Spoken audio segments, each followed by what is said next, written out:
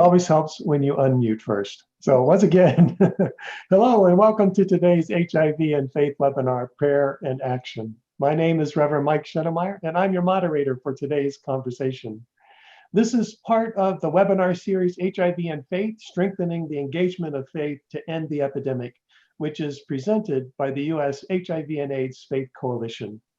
And it is our first webinar offering in 2021. So we welcome you, whether you're joining us via Zoom, via Facebook or YouTube Live, or whether you're watching the recording of the webinar, which will be on both Facebook and YouTube later today.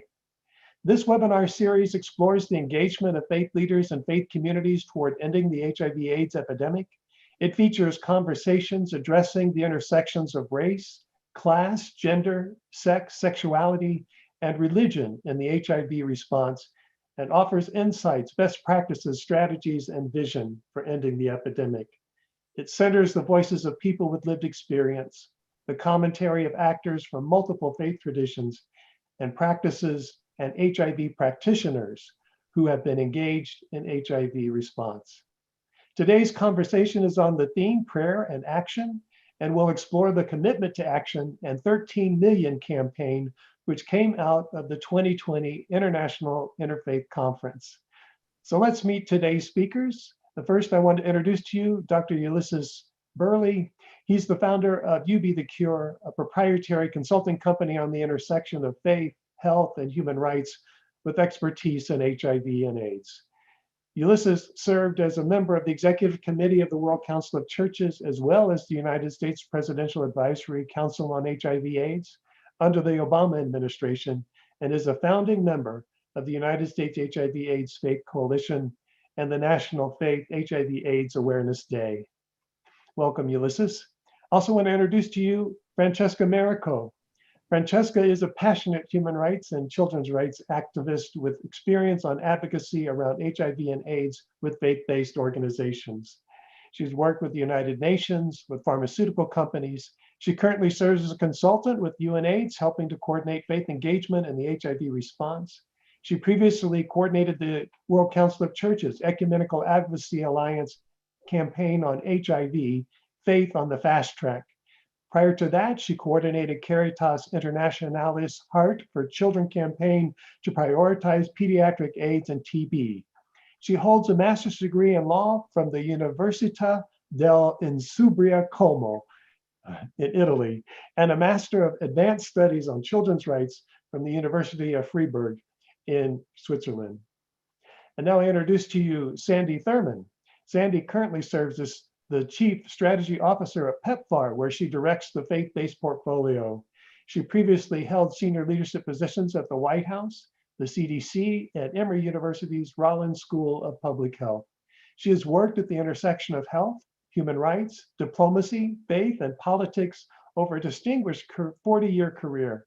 She is recognized for changing the global conversation through policy, program, and practice to advance the development and management of comprehensive care for the world's greatest health challenges, including HIV and AIDS. And then finally, but not least, Pastor Will Francis. Pastor Francis is the senior leader at the Hub, HUB, in Atlanta, where they are transforming ministry, minds, lives, and souls to influence communities and the world in which we live, work, play, and worship. Last year, the Hub served over 75,000 meals to those living with HIV, seniors, and those experiencing homelessness. In the works for 2021, the Hub is opening a wellness center with an in-house lab and pharmacy for underserved individuals within the community. Now, let's get the conversation started with Ulysses and Francesca, and then we'll hear from Sandy and Pastor Will. And then we hope to have time for a few questions from our audience.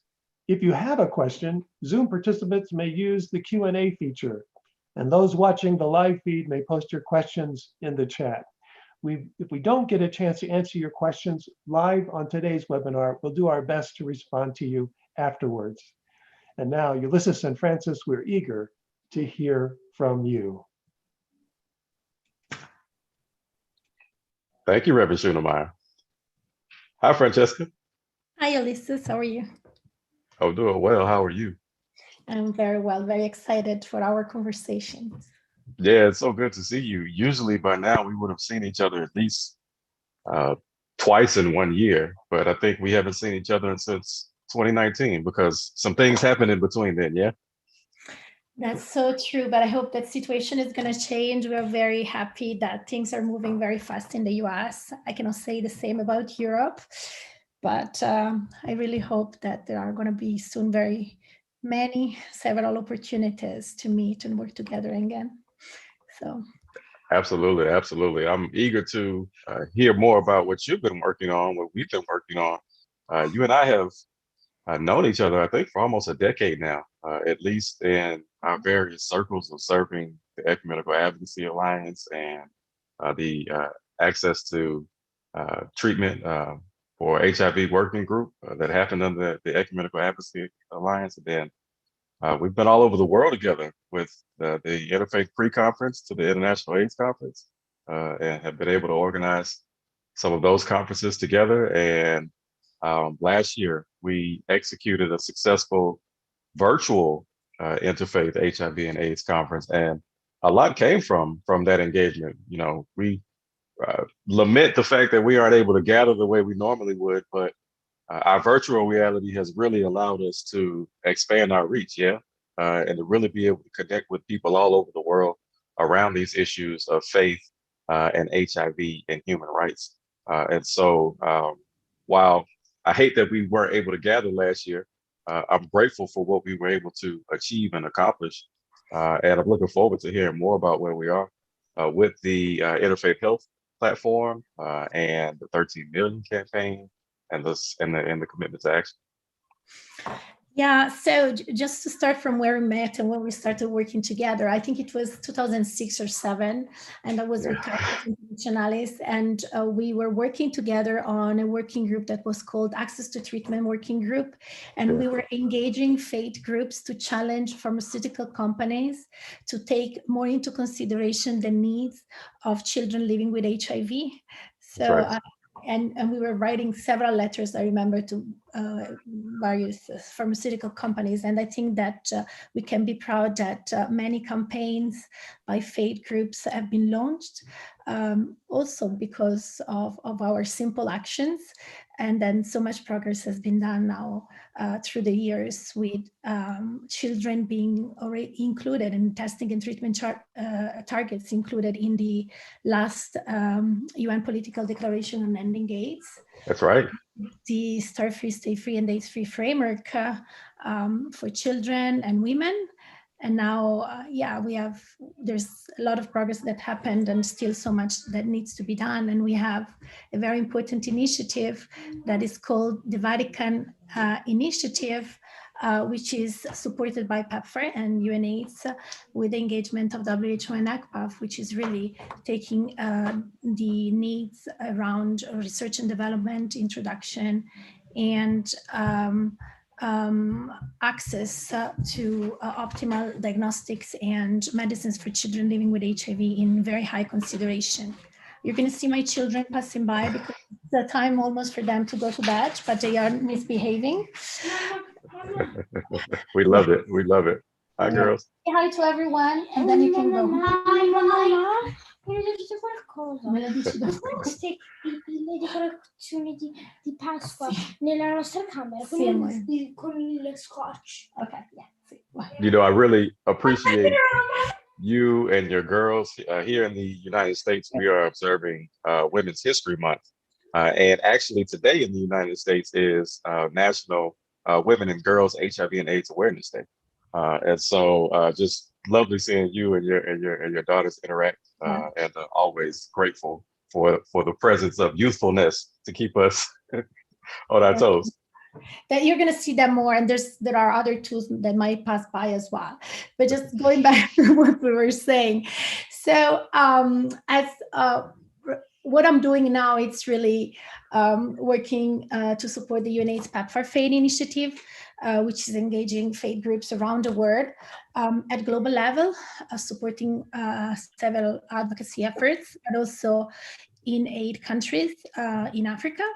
And also I'm working with the PEPFAR, Faith and Community Initiative, that is mainly focusing on promoting access to HIV testing and treatment, and then retention and viral suppression among men and children. And it also has a focus on addressing sexual violence against children, with really a lot of trainings to faith leaders in the PEPFAR priority countries, and with a lot of work done in terms of building the capacity and supporting faith groups on these issues.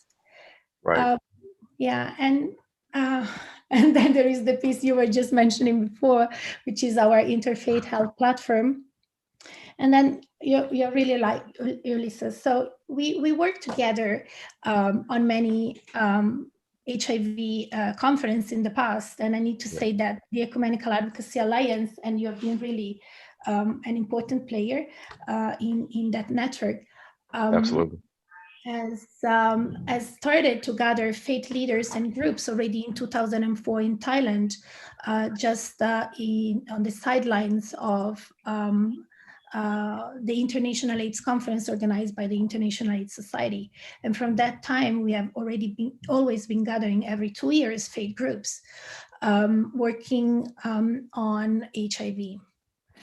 And so, as you just said, and you might want to add more because otherwise I keep talking, and you know, Ulysses, that I have a tendency to talk a lot, that last year in September, we had a very successful HIV Interfaith conference. And as you said, we couldn't meet in person, but we could gather more than 1,000 faith representatives from all around the world. The title of the Interfaith Conference was Resilience and Renewal, Faith in the HIV Response. And one important outcome of that conference was the Interfaith Health Platform, which is now gathering 1,450 representatives of faith-based organizations and faith leaders around the world. And it has the purpose of supporting capacity building, creating opportunity for awareness raising, and also joint advocacy among different faith groups. So there's a lot that we have been doing, as you know, on that. And I'm really grateful also for the participation of you, Ulysses, but also many other people and groups from the US. Yeah, no, I've been grateful to have such a significant role in such an important undertaking. You know, some people might wonder, why is it important for faith communities to be engaged in HIV and AIDS work? And, you know, really globally, faith has really been at the forefront of healthcare. Pew Research estimates that in some low and middle income countries that, you know, faith entities provide almost 60% of healthcare. And that includes HIV and AIDS care, right? And so it really is important that communities of faith are at the table when we're talking about ending the HIV and AIDS epidemic from the service perspective, but also there's a moral mandate as well, right? And this idea that people of faith are governed to defend human rights and to eradicate stigma and discrimination and to perpetuate love.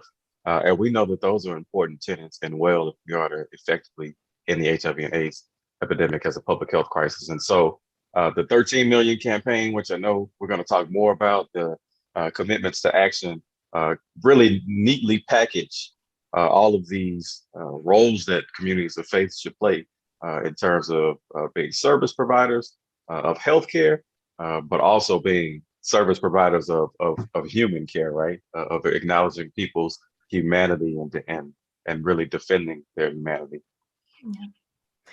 Yeah, I think you're right. In terms of service provisions, so HIV service provision by faith groups, I think there is no doubt, and all around the world, faith groups are recognized for the important role that they have played in that area.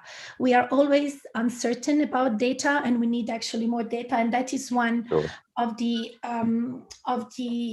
task and the goals of the UNAIDS for Faith initiative is really to make sure that we understand and we document the important contribution of faith, also in terms of figures and numbers around the service delivery piece. But I think that we all recognize that faith communities and leaders have really a moral responsibility to act to promote access to prevention, treatment, care, and support. And there is also another important role that faith leaders and communities can play, which is the advocacy around HIV and awareness raising. And we all know that religious leaders and spiritual leaders can be very strong voices. Yes. And they can be support and strong voices in favor of legal, regulatory, and social environments that actually can advance human rights and gender equality and social justice goal. But again, what we need more and better is to come more together. And that's why we wanted to create this platform, just to make sure that we really come together, that we work together to build each other capacity, but at the same time that we could identify joint actions and advocacy opportunities for faith leaders around the world. And that's why we launched this commitment to action and the 13 million campaign.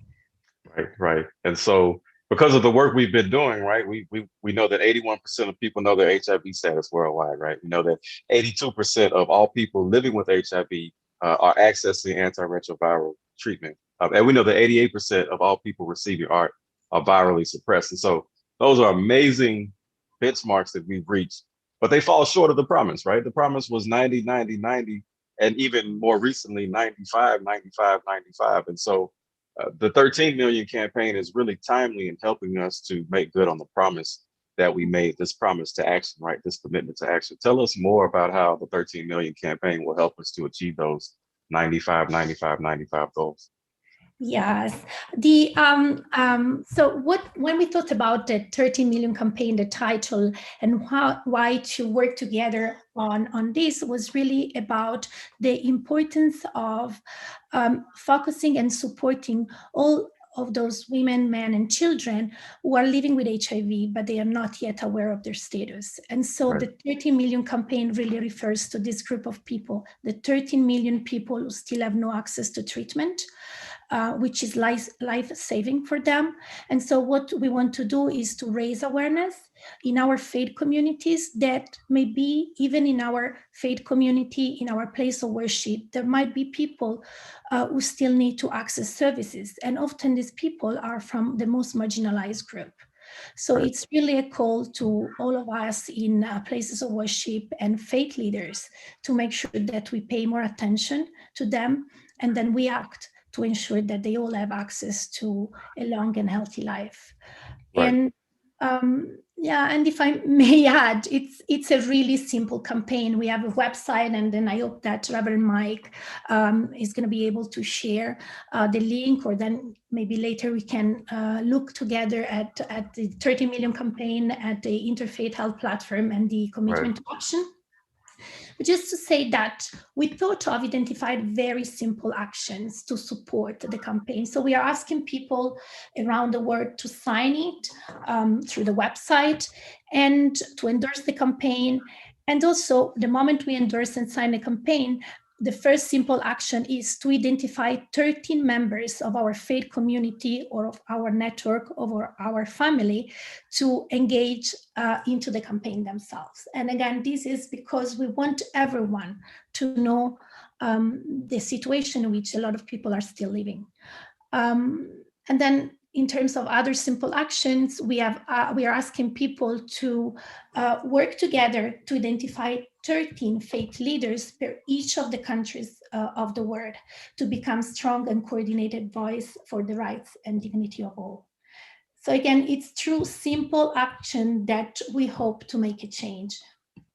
Right. Now, to put this in perspective for our audience, right, we say the 13 million campaign. And so we know that there's an estimated 39 million or so worldwide people living with HIV. And of that 39 million, about 26 million of them do have access to ART, to antiretroviral therapy.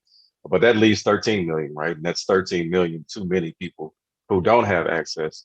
to that life-saving and life-sustaining treatment. And so just from a simple action of endorsing this campaign, right, and then being willing to recruit and invite other faith leaders into that campaign really raises awareness at a time where our focus has largely been on COVID-19, right, and has shifted.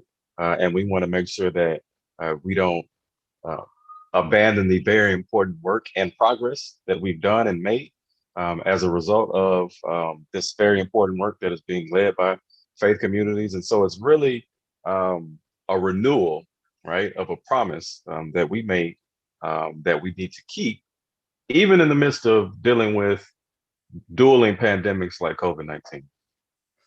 Yeah, that is very important. And regarding the COVID-19 situation, the way we are encouraging people to act and to support the 13 million campaign is really, again, through simple action. For instance, using newsletter, using blogs, using podcasts, roundtables with young people, virtual, just to make sure that the information and scientific information on HIV is spread and is circulated. And for instance, with the Faith and Community Initiative, we have developed communication prototypes for faith leaders or to be used in faith groups, in places of worship, that are very colorful. They contain messages of hope around HIV and around COVID, but also scientific information about the two pandemics. And we really encourage everyone to share them through WhatsApp, SMS messages, and other social media. And so I think we are really encouraging a lot of people to get engaged in a simple way, but really through these simple acts to make a change. And then Ulysses, before you were mentioning the commitment to action, so I think we should find also some time to talk about it and what it is and what it contains. No, I think now is a great time. That's perfect.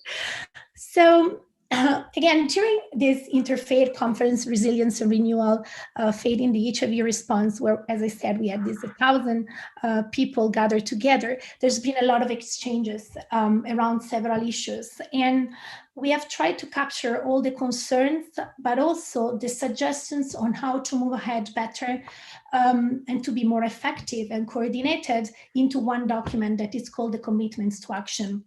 And again, it's available on the Interfaith Health Platform website.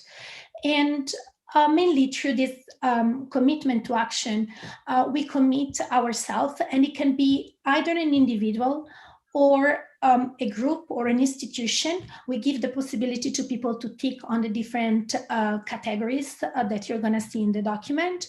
And we invite people to commit to urgently take significant and sustained actions in increasing access to HIV education, prevention, treatment, care, and support. We have a strong focus in the document, around promoting the human rights and dignity of all.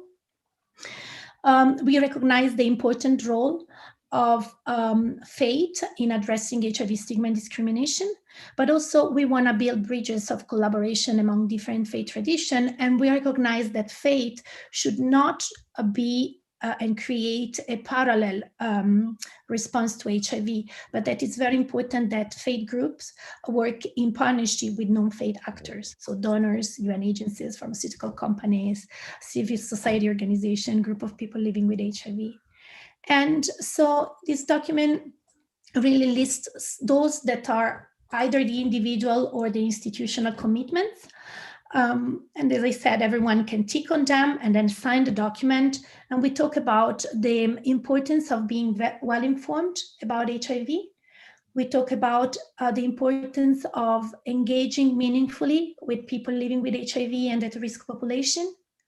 We talk about promoting universal access.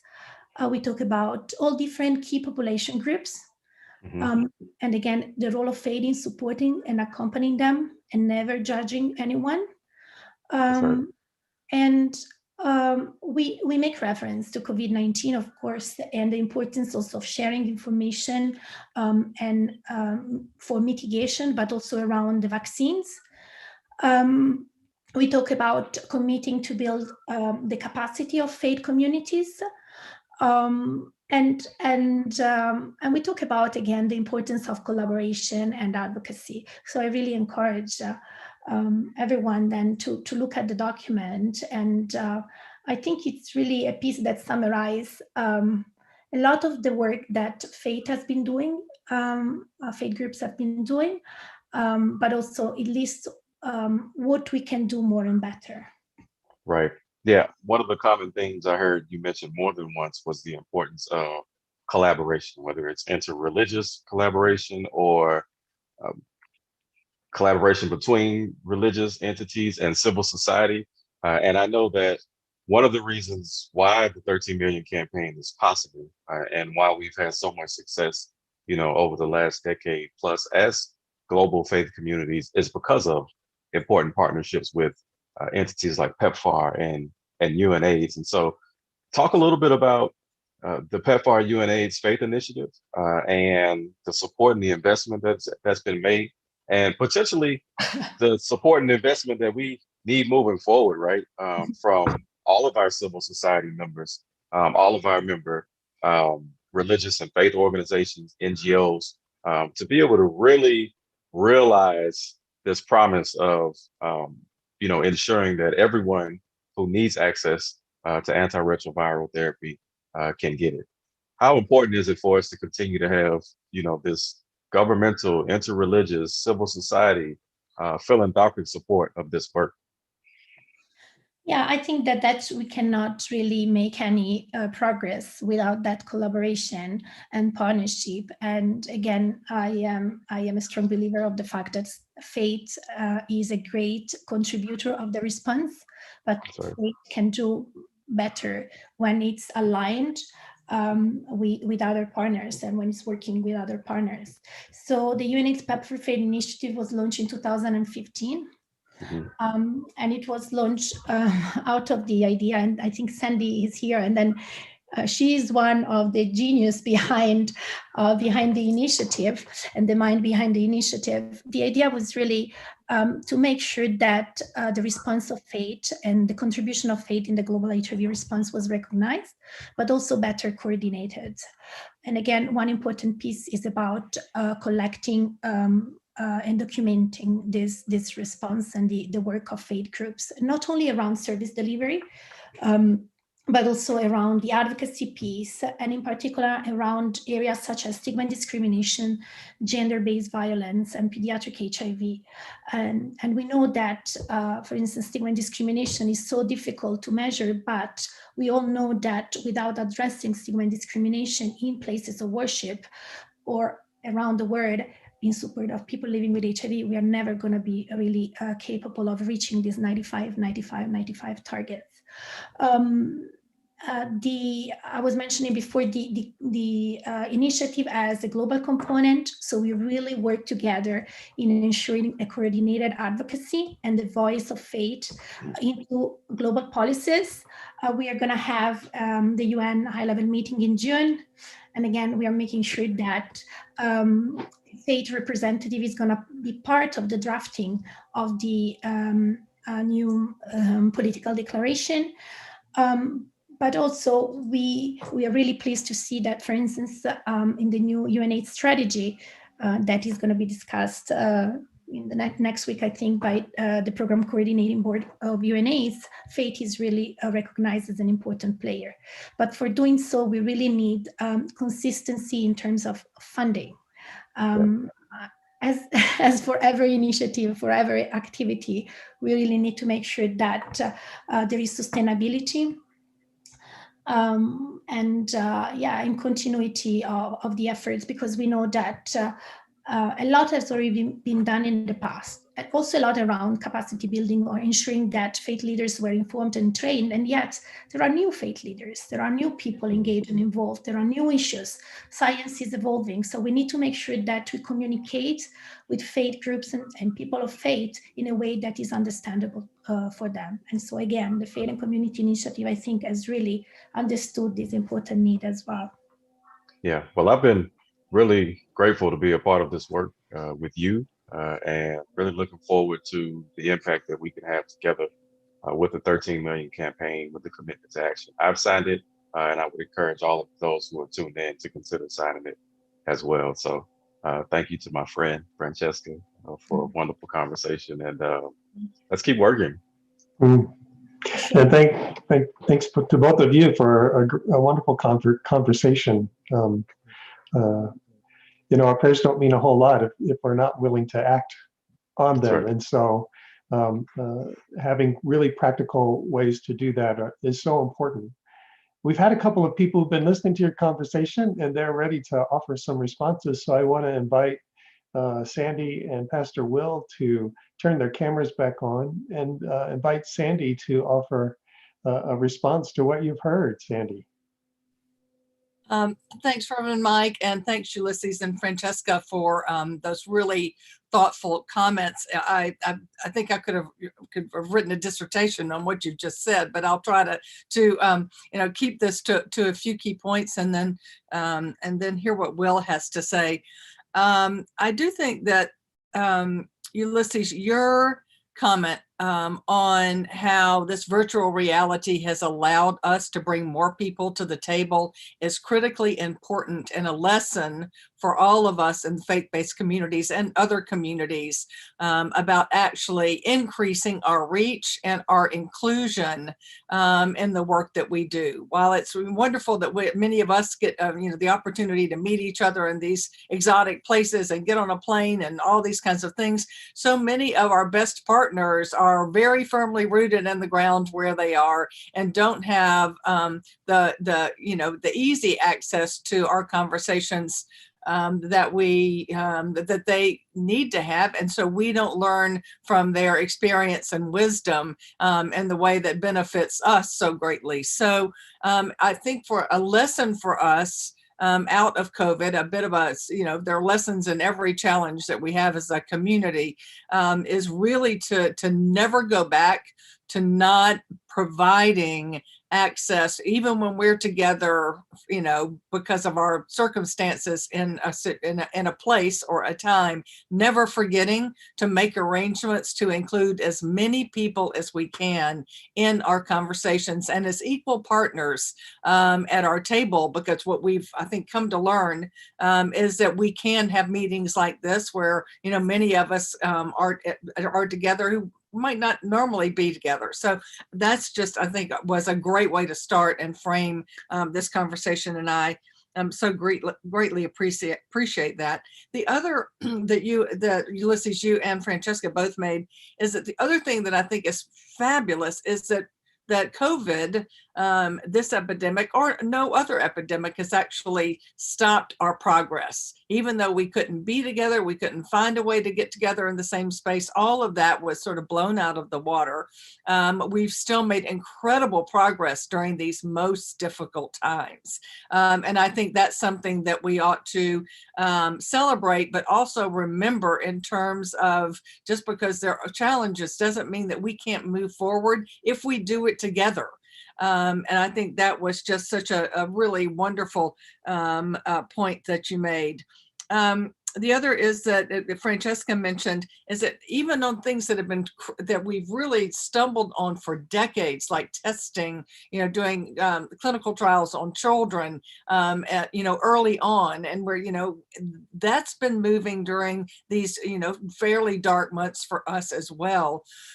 And that's sort of pushing something that hasn't been pushed or hasn't really made very much progress in a long time. So we've actually been able to go back during this time and pick up as a community that's had the experience of working in HIV during the time of this new epidemic. We've been able to utilize our experience, our expertise, our knowledge of advocacy, and leverage that into making some big strides in many of the things that are so important to us. So I think that is really amazing.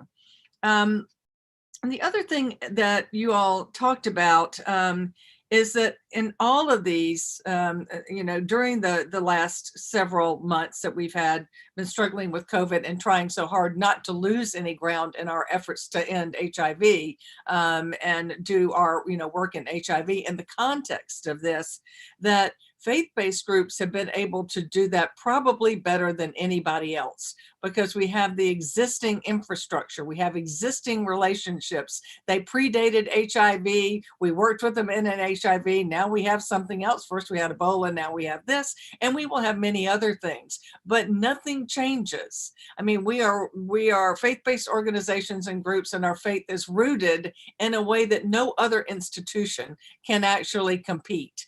And I think we have a huge edge here that I'm not sure that we've ever leveraged to the level that we could. But I think this our work in HIV and ongoing progress, and the fact that we haven't lost very much ground. And I say that from a PEPFAR perspective. I mean, certainly we've had some challenges getting, meds to people, and we've had some, supply chain challenges and stuff like that. But in terms of actually staying on the program, we have absolutely stayed on the program in a way that I think is just staggering and exciting. So I think that that's an important point to be made at this point in time, and a good way to, going forward, advocate more specifically for additional support for faith-based engagement in global health across the board, and HIV specifically, but in global health across the board. So that's a conversation I hope that all of those on this webinar and all of us will be able to continue. I was also very touched when I thought of the early meetings in 2004 in Thailand at the International AIDS Conference, and just how far we've come since that time. It's a long time ago, but that the seeds of this kind of work that started there have grown into these incredible initiatives, number one. But number two, really, I think, encouraged and engaged a younger generation of leadership and our faith work, which is so important. We don't want to, we need to understand that that has to happen all the time. And that folks like me who have a little mileage on us, really need to, to engage a younger, vibrant group of folks, all of us going forward, so that there's never that handoff or transition challenge that we often have when we have, folks who've been, and it's not that you put people out the pasture, but it's just, you need to recognize the need to, for change and for growth and for all of that. So, and of course, I have to say Ulysses and Francesca always remind me of that every time I see you. So I think that is really important. The other thing, Ulysses, that you mentioned that I think is important, critical to our conversation in this time in which we find ourselves trying to make sure that we finish our work on HIV, when, we are no longer the disease du jour or the disease of the day. COVID is now the disease of the day. And to make sure that we maintain our focus, that we, stay engaged and make sure that we continue our work to its end, and don't do and make the same mistakes that we made in other health crises in history. And Dave could really certainly speak to this.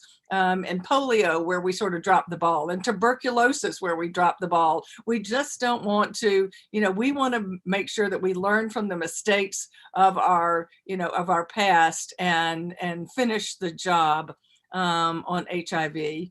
And the important part of this is the moral perspective.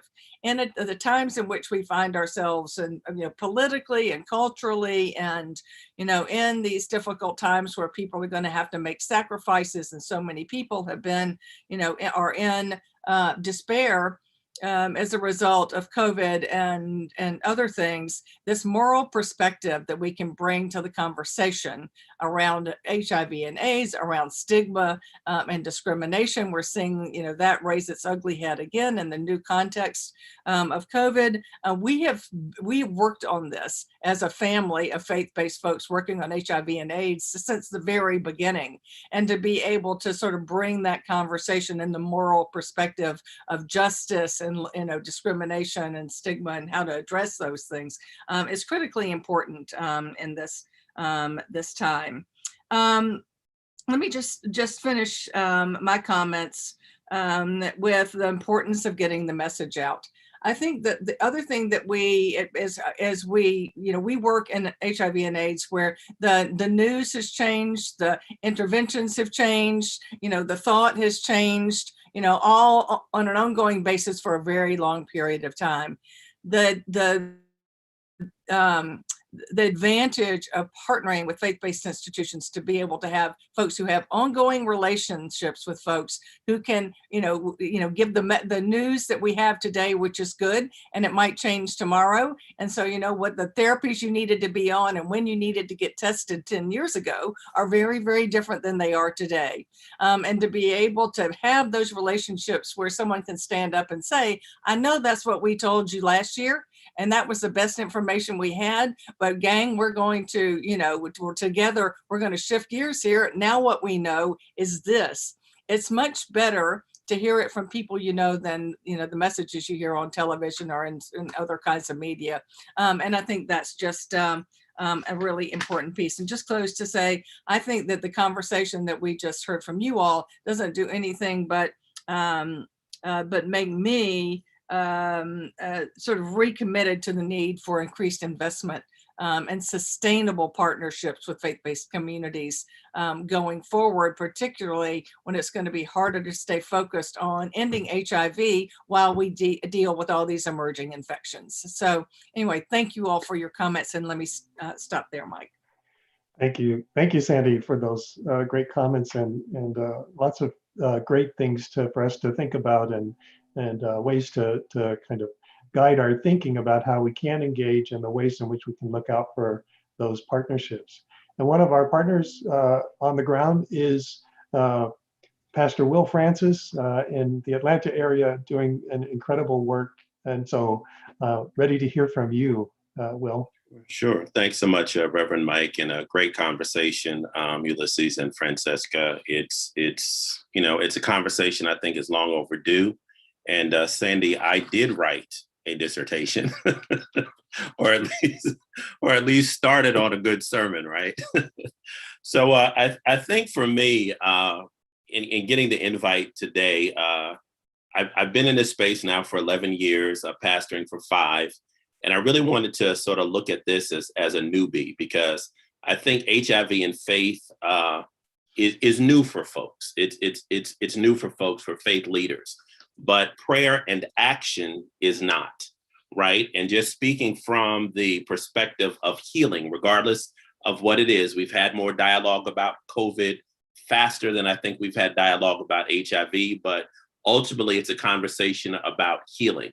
I've seen, I don't know how many marketing campaigns telling faith leaders to wear a mask, and called from the governor and state officials and COVID. And I was like, where was all of this with the faith leaders around HIV? So it's a promising conversation, and one that is definitely due. But I went and looked at the 13 million campaign with fresh eyes, and I don't see anything in that campaign that I would disagree with. Regardless of theology, regardless of your faith background, test, care, support, justice, I think is a commonality with any faith.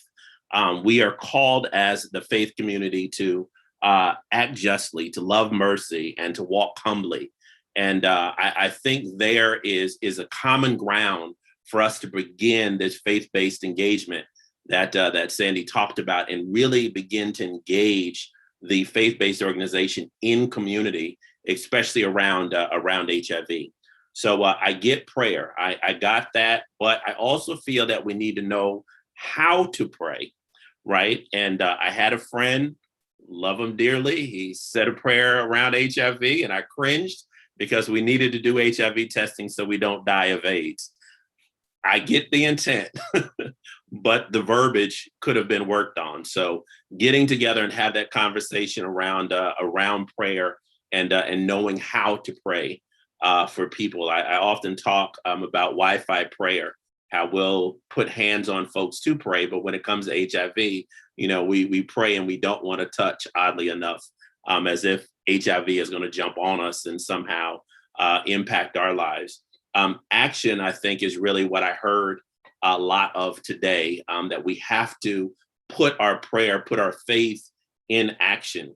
I also think that we have to be the voice, as Francesca had mentioned. We have a huge platform from the pulpit to the State House to the White House that we can begin to use our position as faith leaders to really advocate for community and those living with HIV. I had wrote down intentionality, that I think we have to have a spirit of intentionality. If we're going to do this, then we need to go ahead and do this. I do not want to sit in another meeting in 2028 and we push the ending of the epidemic off another 10 years. When I got engaged in the work, it was going to be 2020. And I was like, I can give you, 10 years and let's do this. And then it got changed to 2030. Sandy said there's mileage. I'm probably at a trade-in, it's time for a trade-in. So we're going to do it to 2030 to end this. And but I think we have to have a spirit of intentionality as faith leaders. We have to create a safe and a brave space for those living with HIV.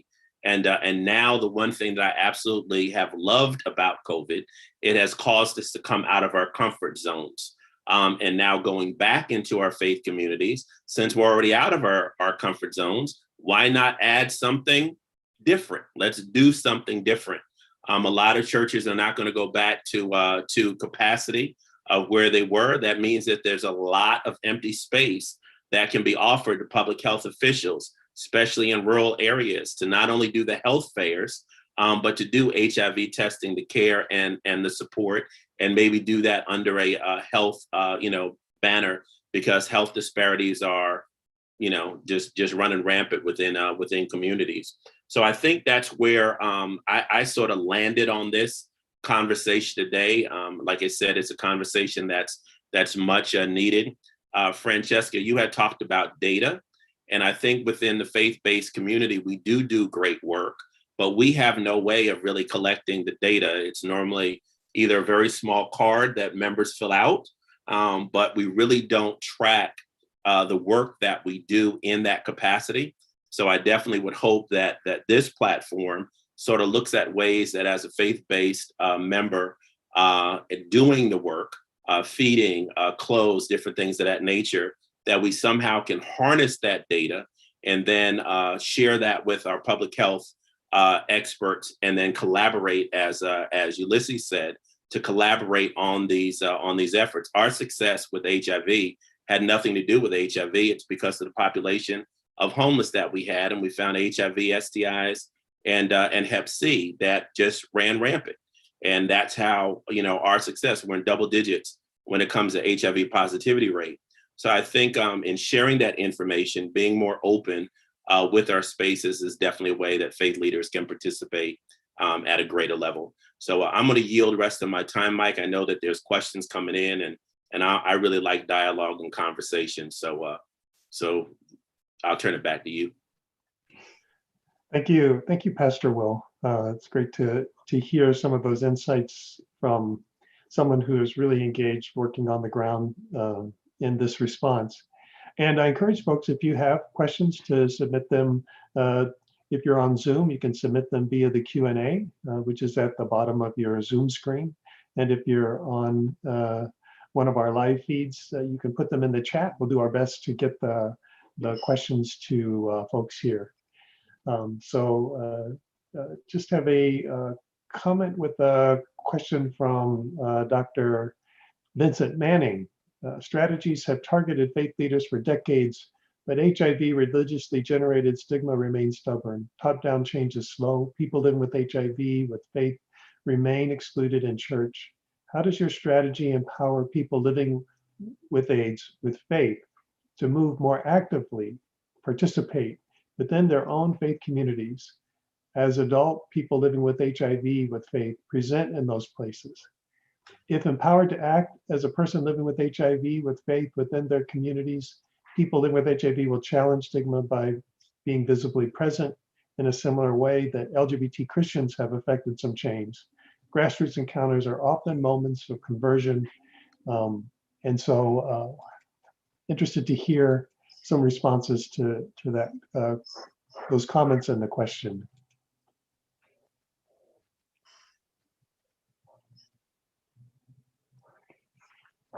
Thanks, Mike. I'll say, and thank you for the question from the audience. One of the core tenets since we began this work between us has been to not only address HIV stigma and discrimination, but to effectively eradicate HIV stigma and discrimination, right? One of the common themes around this has been about our ability to quantify the success of our engagement, right? How do we put numbers to the work that we've done as faith leaders in communities of faith to not only end HIV and AIDS as a public health crisis, but to promote human rights and to do so through eradicating stigma and discrimination. And as a researcher, as a scientist, there's a saying that if there's no data, there's no problem, right? And so if you can't put a number to it, if you can't quantify it, then the problem doesn't exist. Well, we know that that's not true, right? We know it from stories, we know it from personal experience and lived experience. But I know that we've done as faith leaders, but also as epidemiologists and public health practitioners, we've worked really hard to start to implement metrics, right, that can actually measure stigma and all of its manifestations, right, whether external or internal or perceived.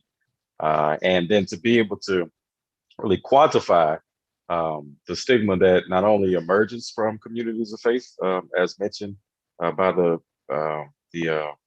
audience, but also the ways in which communities of faith act to reduce stigma. One of the things that Pastor Will brought up was, around this common tenet, whatever your faith, of healing. And that really resonated with me, especially right now as we're in the midst of the week of prayer for the healing of HIV here in the United States, right?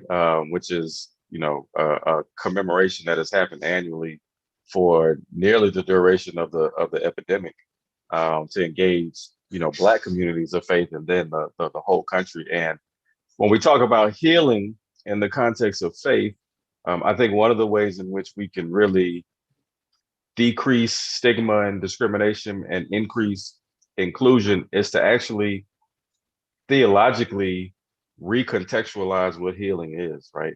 And so what does it mean to be healed if you're living with an incurable disease, right?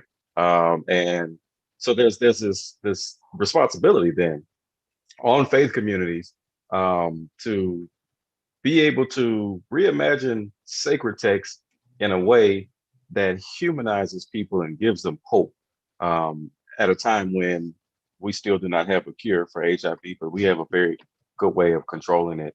And a lot of that is through making sure people have access to it. And so, I think there's a number of different ways that we're working with other faith communities to be able to continue to address HIV stigma and discrimination, because we understand that we could have a cure for HIV tomorrow, but in many of our communities, we would still be left with the scourge of stigma and discrimination, and that stigma and discrimination kills in and of itself. And so very much so agree that there's work to be done, but we're doing the important work to start to quantify the problem so that people know that a problem exists, and then to use that information, that data, to enact solutions and to implement solutions in the very places where some of those problems manifest. I think it's really finding a balance, Ulysses, of the transactional and the transformational.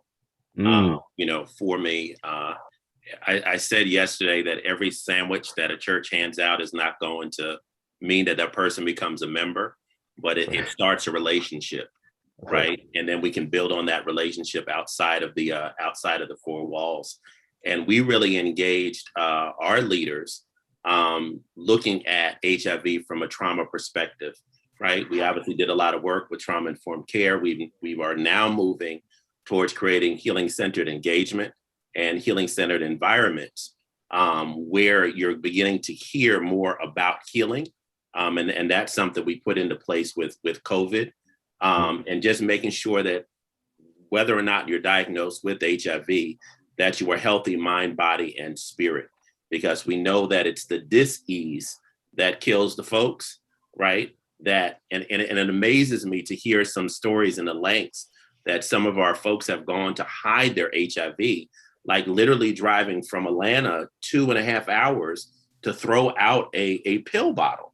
Like that, just like, you know, take off the label, melt the bottle, throw it in your trash. But it people go to those lengths to hide, and really wrapping ourselves around that, we began just using that trauma framework of getting their folks from their initial, you know, experience, their initial crisis, to a place where they were healed, and looked at a trauma curve. And it seems to have been, you know, successful for us.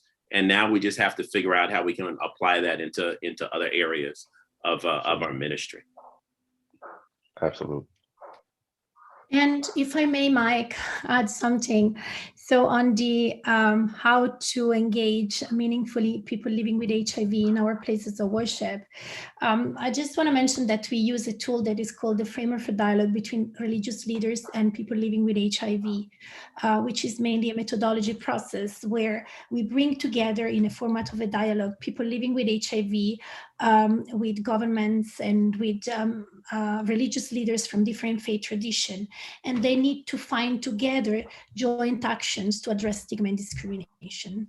There is, in Malawi, for instance, one of the outcome of this framework for dialogues that we had is that each of the religious groups that was involved decided to develop working policy for the temple, the mosque, the church, that were ensuring and making sure that people living with HIV could cover key position in the place of worship, so that they really formalize this as a key outcome. And the way we work through the Framework for Dialogue is that we have surveys done and taken before the beginning of the dialogue process, and then during the dialogue, and then 6 months after, to see if there's been any change in attitude among the faith leaders that are involved into this process.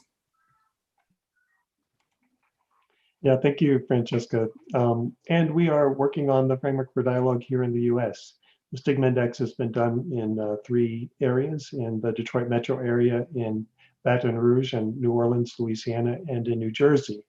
And there is a national project that's working on implementing the framework in those places. And we're working on a toolkit with the US people living with HIV caucus, so that we can roll out both more work on stigma and the Framework for Dialogue nationwide in the US over the coming months. So these things are in process, a way in which we can live out our commitment. Well, it's time to wrap up, and I want to thank all of our conversation partners today: Ulysses, Francesca, Sandy, and Pastor Will. It's so good to have you as a part of this conversation. I want to thank all of those who attended the conversation today for being with us, whether you were here on Zoom or whether you were part of our live feed. Thank you for being part of that. There are some great opportunities that are coming up to join us again. And we want to make sure that you're saving the date for these events that are coming up. On April the 14th, we'll be doing a webinar on engaging with people who are trans and non-binary. And so my auto slide changer is, there we go, now I'm back. Okay, and on Wednesday, May the 12th, we're going to focus on vaccines, and it'll be a joint webinar with the Inter-CFAR Faith and Spirituality Research Collaborative. And then on Wednesday, June the 16th, right after the high-level meeting on HIV/AIDS at the UN, we're doing a webinar on the US implications of the UN political declaration for ending the epidemic. And we'll be promoting HIV Testing Day, which will be happening later that month. So I want to thank you for participating today. Again, we thank everybody who participated in the webinar. We wish everybody well and look forward to seeing you again very soon. Thank you, everyone. Bye now.